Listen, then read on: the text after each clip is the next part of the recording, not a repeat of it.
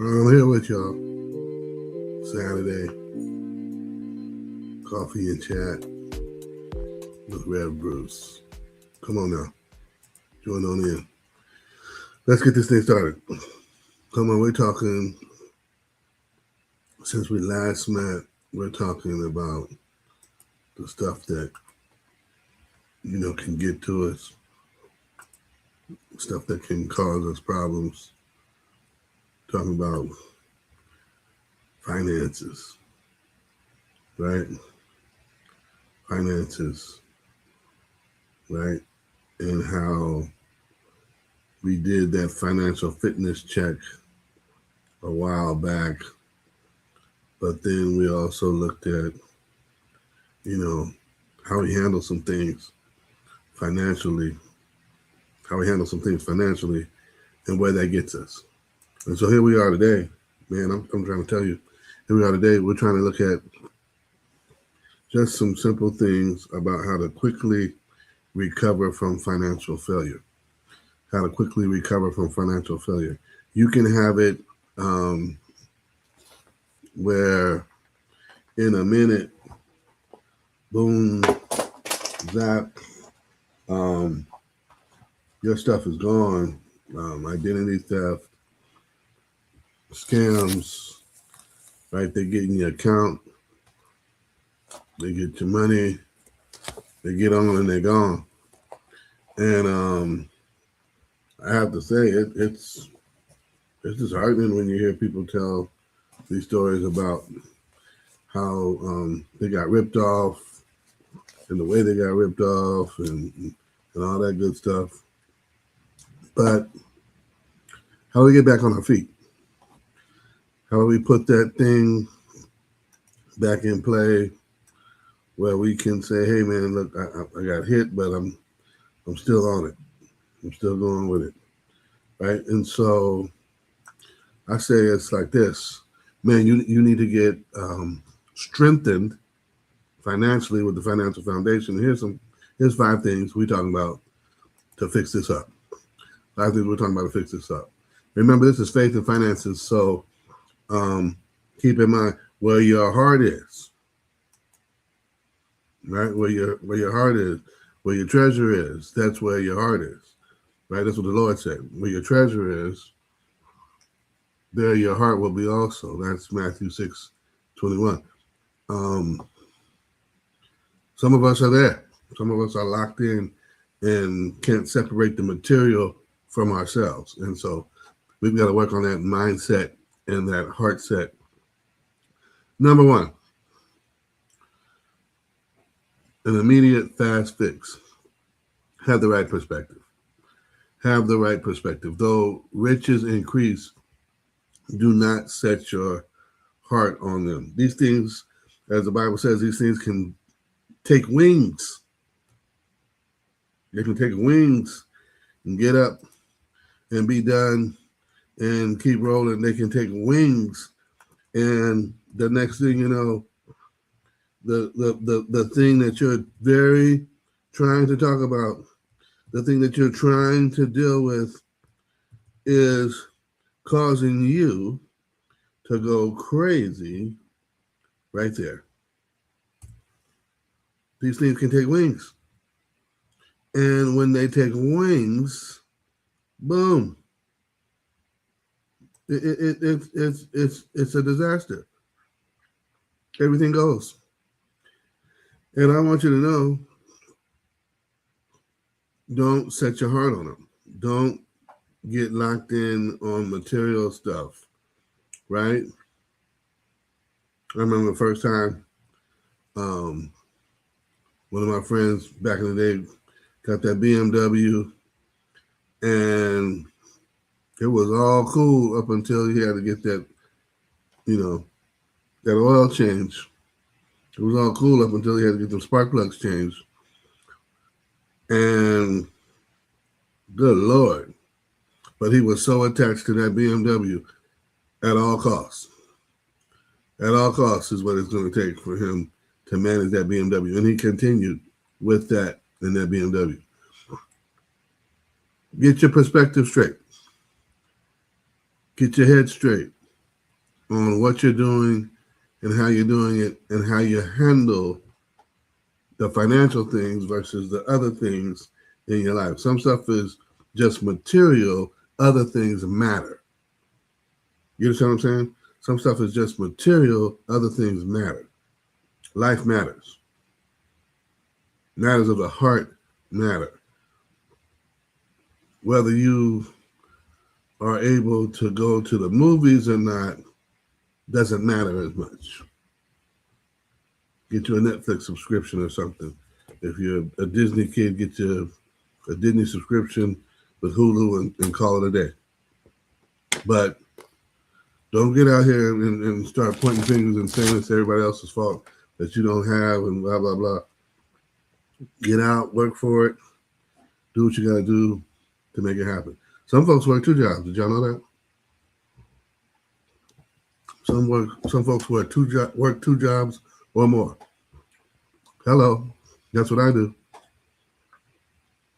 I work 2 jobs. Right here, I do. So understand that. You may not get it all just from one shift. You may have to pack them things together. But if you want it, what are you willing to do for what you want? God bless. Here we go. Number 2, build a monthly budget. Build a monthly budget. First, sit down and calculate the cost. The Lord said that in Luke. Sit down and calculate the cost. What's it going to cost you to maintain and manage for a month? Zero that out. Give every dollar a job. And anything that's left over, right? Anything that's left over is additional savings and support for emergencies first, and then for long-term savings, right? We're saving and preparing for emergencies first, and then long-term savings. Look at number 3. Save 10% of every paycheck. My dad used to say when I was working park and rec, making $50 a week,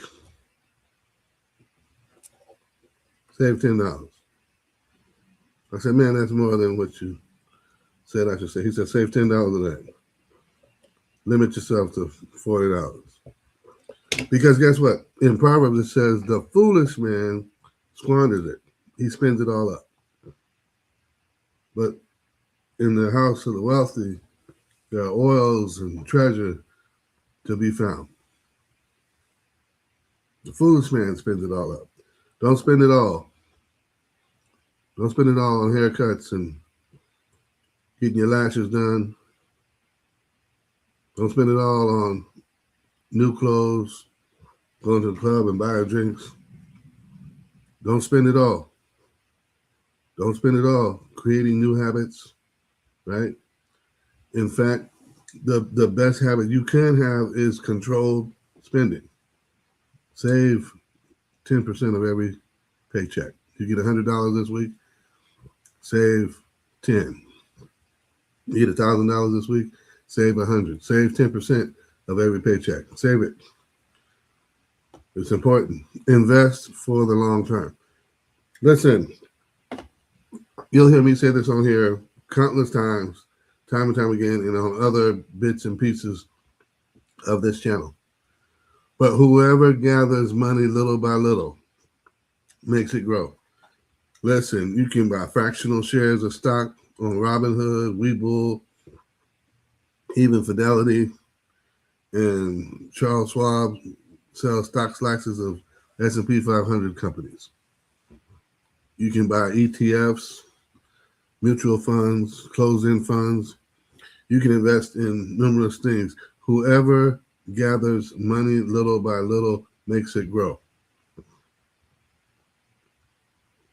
Take those small steps to make big money moves that will allow you to have investments for the long term. Make that happen. Make that happen. Here it goes. Number 5, set up an estate plan. Set up an estate plan. A good man leaveth an inheritance to his children's children, and the wealth of the sinner is laid up for the just.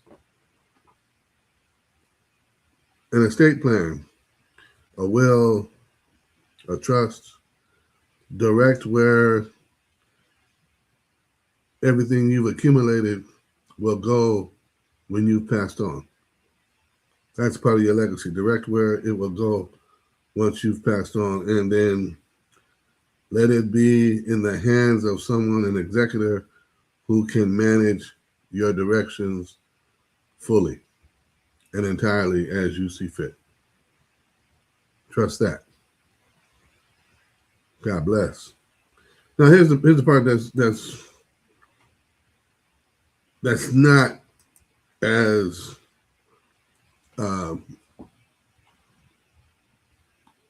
not as snappy as these five. What we didn't include. Giving, donations, charitable giving. You need more time gaining control over your finances to become consistent as a consistent giver via tithes and offerings. Yeah, the Lord said it's more blessed to give than receive, but you've got to get that under control before you become a consistent giver. Don't make a commitment that you can't continue with and you haven't looked at a budget to see if you can continue with it. Don't do that. Make a commitment as you build your budget. Hey, I want to set aside this amount of what I've got in order to contribute here. That works.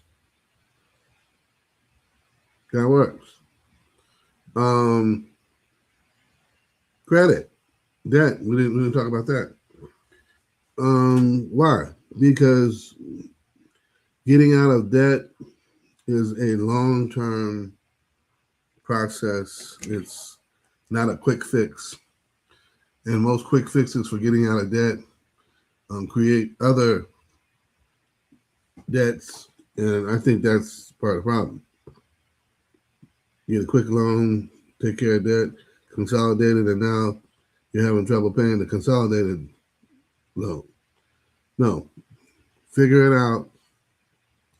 What needs to be knocked out. If you are able to do that consolidated loan, how does that fit into your budget? If you need to take on another job, right? How does that fit into your schedule? And does that job, right? If you're going to do Uber Eats or Lyft or any of that, Amazon delivery, Instacart, all that requires that you have automobile, insurance, maintenance, all that comes into play. So keep in mind what it takes to enter into a field or industry, as well as what it takes to consistently participate in that. And is that something that allows you to still clear a decent profit? And it may work for you. But keep this in mind about that. You need to set up yourself to be in a position to stop using credit and stop building debt so you can gain control over your money first and eventually live debt-free. The word says this: the rich rules over the poor, and the borrower is a slave to the lender. Don't continue to be in that position. Help yourself. Get out of it, be done with it, and God bless. And finally, owe no one anything except to love each other. Owe no one anything except to love each other. Don't do that. Owe no one anything. Don't have them borrow it. Don't be talking about all this other stuff, right? You're blessed and highly favored. But no.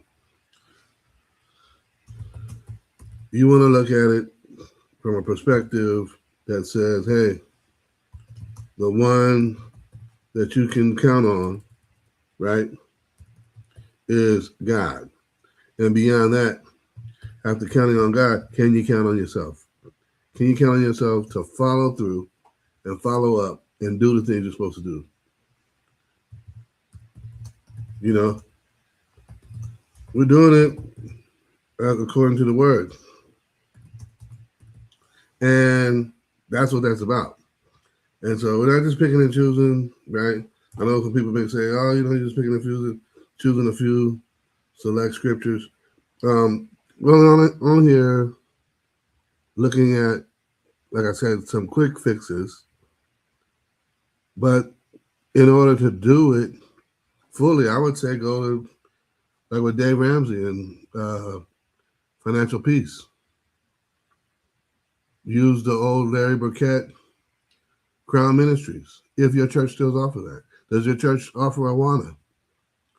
But don't snap on me if your church isn't putting out what's already in the text about God and the Word and how that fits into wealth and building. The oldest text that's in the Bible is about Job.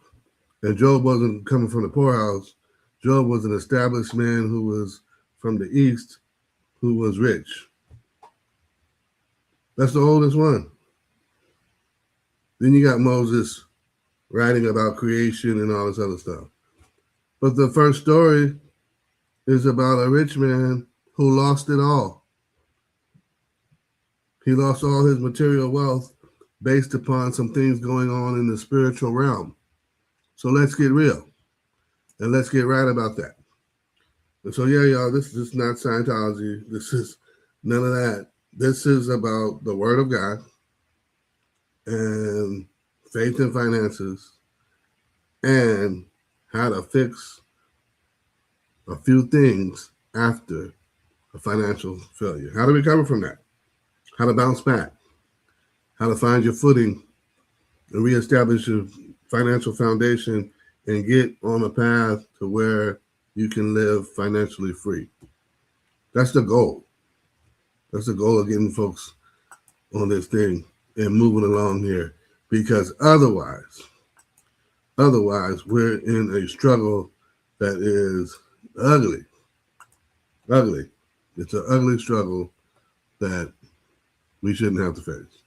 Hey, I just want to let you know this has been great. Appreciate it. Thank y'all for hitting me up in the comments. Appreciate that. Keep them coming.